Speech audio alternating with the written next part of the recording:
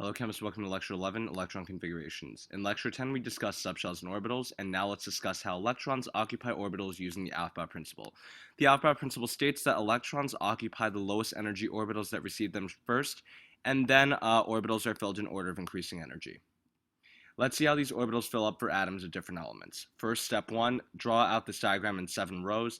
In row 1, 1s, row 2, 2s, 2p, row 3, 3s, 3p, 3d, row 4, 4s, 4p, 4d, 4f, row 5, 5s, 5p, 5d, 5f, row 6, 6s, 6p, 6d, and finally row 7, 7s, 7p.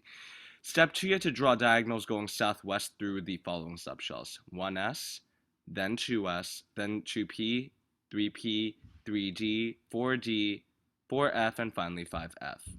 Finally, you have to connect the end of one southwest diagonal to the top of the next southwest diagonal beneath it with the subshells in order of increasing energy. And when you do this, like this, and you continue the trend all the way down, you get this. And when you follow this pathway that you made, in order of increasing energy, the subshells are 1s, then 2s, then 2p, 3s, 3p, 4s, 3d, 4p, 5s, then 4d, 5p, 6s, then 4f, 5d, 6p, 7s, then finally 5f, 6d, 7p. All right, and just recall that for any s subshell, there's 1 orbital. For any p subshell, 3 orbitals. For d subshells, 5 orbitals. For f subshells, 7 orbitals. Now let's discuss how to find the subshell and element as on the periodic table. Before we do that, just remember that groups are vertical columns that range from 1 to 18 on the periodic table, whereas the periods are horizontal rows that range from 1 to 7 on the periodic table. All right, now if an element is in groups 1 or 2 here, it's in the S block. If an element is in groups 3 to 12 here, then it's in the D block. If an element is in groups 13 to 18 here, it's in the P block.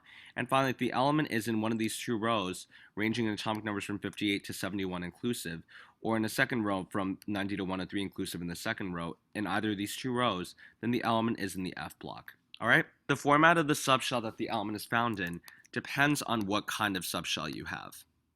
Remember that, just note that here for all 4 of these subshell types, you always have a number in front, whether it's n, n-1, or n-2, where n represents the principal energy level that's given by the period number, followed by s, p, g, or f representing the block that the element is found in.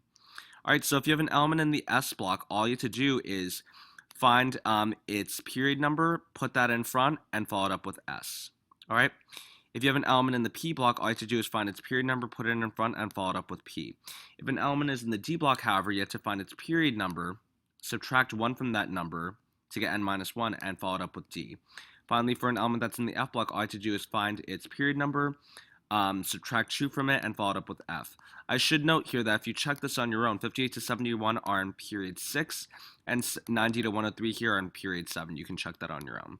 Now let's try some examples. So BE is in group 2, so we know it's in the S block. To find what subshell it's in, just take the period number 2, put it in front, and then follow it up with S, and we know BE is found in subshell 2S. SI is in the P block because it's in group 14, so all we have to do is take its period number 3, put that in front, and follow it up with P, telling us that SI is found in subshell 3P. FE is in the D block because it's in group 8, so all we have to do is take the period number 4, subtract 1 from it to get the number in front, which is 4 minus 1, or 3, and follow it up with D, telling us that FE is found in subshell 3D. Finally, PR, if you look, is between atomic numbers 58 to 71 in this first row here, so we know it's in the F block. So all we have to do to find its subshell is take its period number 6, as we learned before, subtract 2 from it to get the number in front, which is 6 minus 2, or 4, followed up with F, and we know PR is found in subshell 4F. Based on what we just learned, please label your periodic table in pencil with the designations shown here. Take a minute to do this, please. This is what it should look like when you're done. Now let's discuss full quantum mechanical electron configurations, which relate to how electrons are arranged in an atom, depending on its position in the periodic table. A full quantum mechanical electron configuration is a configuration that shows how electrons are distributed amongst various orbitals of an atom. So please add this part to your notes. So here's the anatomy of a full quantum mechanical electron configuration so we can learn more about it. Here we have the full quantum mechanical electron configuration of an aluminum atom, where if you add up the electrons in each of these subshells, you'll get a total of 13 electrons, which you know is true for a neutral aluminum atom. Now, in terms of the anatomy, you have these coefficients in front like 1 and 1s2, which represents the principal energy level that electrons could be found in. Here, based on the large coefficients 1, 2, and 3, you see there are electrons found in the first, second, and third principal energy levels of aluminum's atoms. All right. The subshell designations like P in 2p6 represents the subshell an electron might be found in, based on designations like 1s, 2s, 2p, 3s, and 3p. There are electrons found in these specific subshells. Finally, superscripts like 1 in 3p1 represent the number of electrons found in a given subshell. For example, the superscript of 1 next to 3p indicates that 1 electron is found in the 3p subshell for this aluminum atom. Next, let's learn how to write full quantum mechanical electron configurations of atoms. Please revise these steps in your notes, as this revised approach will make writing quantum mechanical electron configurations easier. Step 1, find the number of electrons for the atom or ion so you know how many electrons must be found in the configuration. Then locate the subshell the element is found in, as we saw in the last slide. Recall that the subshell includes the number and the letter. Step 2, write the subshells you pass on the way to the element in order using the alphabet principle, stopping at the high subshell from step 1. Step 3, fill the orbitals you pass using the periodic table with the correct number of electrons for filled subshells, as outlined below. For any S subshell you pass, use a superscript of 2. For any P subshell you pass, use a superscript of 6. For any D subshell pass, superscript of 10. F subshell pass, superscript 14. Finally, in step 4, put the correct number of electrons in the unfilled subshell by counting how many electrons you go, or how many elements you go into that specific subshell. Next, ensure that the number of electrons in the configuration equals the total number of electrons in the atom. Also, please add these 2 notes in purple to your notes for full credit. First, note that valence electrons of atoms are electrons in the outermost energy level. And next, note that for S and P block elements, circle electrons in the highest N value or principal energy level to locate the valence electrons. So let's try 3 examples now with CO, SR, and Cl. First off, we have CO. CO we know is in group 9, so it's in the D block. How do we find the number that precedes this D block designation? We know that the number for the D block designation is always the period number minus 1. Since the period number is 4 here, the number is 4 minus 1, or 3. So we know CO is in the 3D block. Now that we know which the high subshell is, we know that based on alphabet's principle, we have to pass certain subshells to get to 3D. If you use the diagram from the first slide, we know we pass 1s, 2s, 2p, 3s, 3p, 4s, and finally we get to the highest energy subshell, 3D, right? And now that we know what subshells we have to pass as well as the highest energy subshell, let's remember that whenever we pass a subshell that's S, we always fill it with 2 electrons no matter what. And then for the P subshells that we pass, we always have to put 6, so make sure you do that to the electron configuration as well. Now that we've filled in all the subshells that we pass, we have to find out how many electrons are in the highest energy subshell 3D. If we count how many elements we go into the 3D block, we go 1, 2, 3, 4, 5, 6, 7. So there are 7 electrons in the 3D block to get to CO. So the full quantum mechanical electron configuration for CO is 1s2, 2s2, 2p6, 3s2, 3p6, 4s2, 3d7. That's your answer. And CO, since it's a neutral atom, has a number of electrons that equals the atomic number of CO, which is obviously 27 here. All right, next let's do SR. SR, if we look, is located in the S block because it's in group 2. Specifically, what S block is it in? Well, if we look, let's remember that the number that precedes the S designation is always the period number. Here, since S is in the 5th period, we know that the subshell that SR is in is 5S. So now that we know that, we also know that we have to pass specific subshells to get to SR in the 5S subshell. If you use alphabet's principle, you know you pass 1s, 2s, 2p, 3s, 3p, 4s, 3d, 4p, and finally you get to 5s, the highest energy subshell. Now that we know that, we also know that in order to get to 5s, we have to pass all of these subshells. Remember that anytime you pass an S subshell, you have to put a superscript of 2. So I'm going to do that for all the S subshells that I passed. We also know that anytime you pass a P subshell, you have to put a 6 for any P subshells you pass. So I'm going to do that for all the P subshells I passed on my way to 5S. And we know that any D subshells you pass on your way to get to the highest energy subshell, you have to fill up with 10 as a superscript for the number of electrons. So I do that for 3D. And this is what I get so far. Now that I know the number of electrons in all of the filled subshells that I passed, now I have to figure out how many we go in for SR. If we look, we count 2 elements or electrons in for SR in the 5S block, so we know that the superscript for 5S is 2. So the full quantum mechanical electron configuration for SR is 1s2, 2s2, 2p6, 3s2, 3p6, 4s2, 3d10, 4p6, 5s2. That's SR atoms, all right? And of course, since this is a neutral atom, you know the number of electrons equals the number of the atomic number of SR, which is 38 here, all right? And finally, we have Cl. Cl, if we look, is in a p block because it's in group 17. Specifically, what is the number for the p block? Just look at the period number and leave it alone as the number in front of the p block designation. Specifically, the period number here is 3, so we know that we leave the period number alone and we put a p after it, so therefore CL is in the 3p block. Now that we know what block CL is in, we have to figure out what subshells do we have to pass in order to get to 3p to start writing the electron configuration.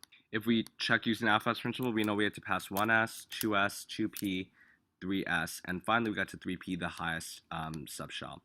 Now that we've done that, we know also that on our way to 3p, any s subshells we pass, we have to fill in with 2 electrons. So we do that for all the s subshells we pass. And for any p subshells we pass, we have to fill it with 6 electrons, so we do it for the 2p subshell we pass. And finally, we get to 3p. Now that we've gotten to the highest energy subshell, we have to count how many electrons or elements we have to go into the 3p block to determine how many electrons are in the 3p block to get the Cl atom. If we count, we go 1, 2, 3, 4, 5 elements or electrons into the 3p block. So we know there are 5 electrons in the 3p block or 3p subshell in order to get the Cl atom. So the full quantum mechanical electron configuration for a Cl atom is 1s2, 2s2, 2p6, 3s2, 3p5. All right? And of course, you know Cl's number of electrons in a neutral atom equals an atomic number of Cl, which is 17. All right? Finally, to find the valence electron, just circle the subshell or subshells in the configuration with the highest n values. So for Rb here, the highest n value is 5, so circle this subshell 5s1, giving you 1 valence electron. For Sr, the highest n value is 5, so circle the subshell 5s2, giving you 2 valence electrons. For Cl, the highest n value is 3, so circle the subshells 3s2 and 3p5, giving you 2 plus 5 or 7 valence electrons. And for Xe, the highest n value is 5, so circle the subshells 5s2 and 5p6, giving you 2 plus 6 or 8 valence electrons. Next, let's discuss how to write noble gas electron configurations of atoms, which are shorter versions of the quantum mechanical electron configurations. Step 1, find the highest energy subshell the element is in. Step 2, you have to write the noble gas in brackets or the element in group 18 that you pass before the element of interest. For example, Ne in brackets. Step 3, write the orbitals you pass after the noble gas using the alpha principle from slide 1, stopping at the highest subshell you identified in step 1. All right, make sure you continue after NP for the noble gas, where N is equal to the period number of the noble gas. All right, next in step 4, fill the orbitals passed after the noble gas with the correct number of electrons. Remember, if filled S subshell is 2, if filled P is 6, filled D 10, filled F 14. Finally, in step 4, write the number of electrons in the unfilled highest energy subshell by counting how many electrons in you have to go into the subshell to reach the neutral atom. All right, now let's try some examples, but before we do that, please correct this example for the neutral atom of Fe's noble gas configuration, which has 26 electrons in your notes. And please also change this lanthanum with 57 electrons in your homework as well. It's not uranium, it's lanthanum now. Let's start with the noble gas configuration for a barium atom, which has 56 electrons based on its atomic number of 56.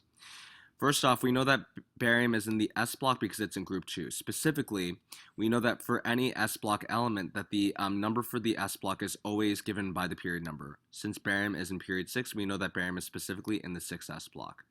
Now that we know that, we have to find the noble gas that precedes barium, atomic number 56. What precedes barium is Xe, atomic number 54.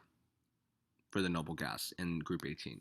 So we write Xe as the first part of the noble gas configuration for barium. Xe represents everything up to 5p6 filled. So what we have to do is after Xe, we have to, using alphabet's principle, put everything that comes after 5p up to the 6s subshell that Ba is in. What comes after 5p is 6s, where barium just so happens to be in. So now what we can do is we know that we're done here because barium is located in 6s. All we have to do to finish off this noble gas configuration for barium is count how many electrons into the 6s block barium needs to go. If you count, we have 1 for 55 CS and 2 for atomic number 56 Ba. So we know we have 2 electrons in the 6s subshell to get us the complete noble gas electron configuration for a barium atom, which if we look here is Xe in brackets 6s2. All right, next up is the noble gas configuration for oxygen, whose atomic number of 8 tells us that an oxygen atom has 8 electrons as well. All right, so first let's locate the subshell O is located in. It's in group 16, so we know it's in the P block.